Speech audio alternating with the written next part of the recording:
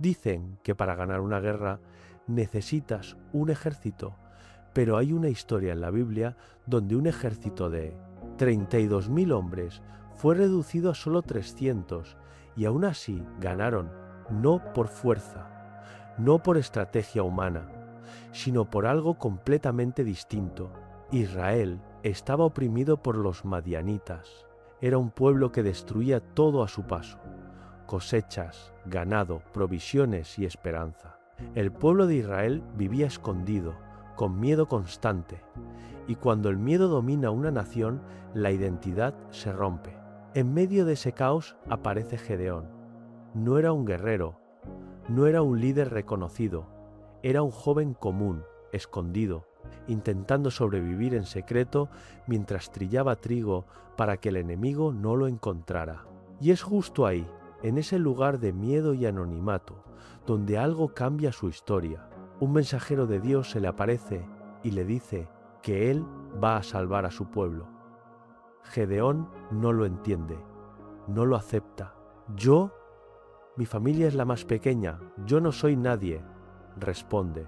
Pero la historia no depende de cómo se ve uno a sí mismo, sino de lo que está destinado a ser.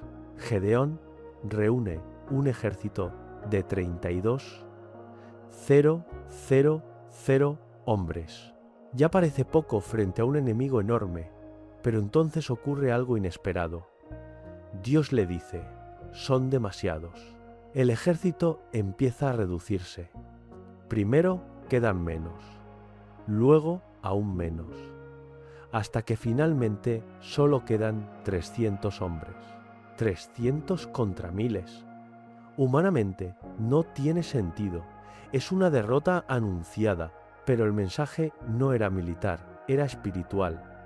Si ganaban con muchos, pensarían que fue por su fuerza. Si ganaban con pocos, no habría duda de quién estaba detrás de la victoria. Entonces llega la noche de la batalla.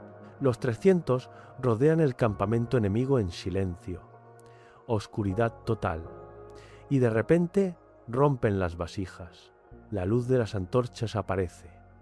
Las trompetas suenan. El campamento enemigo entra en caos. Confusión total. Se atacan entre ellos. Sin que el pequeño ejército tenga que luchar directamente, la victoria ocurre. Un ejército pequeño vence a uno enorme sin una batalla convencional. Y la lección queda clara. No siempre necesitas más fuerza, más recursos o más gente.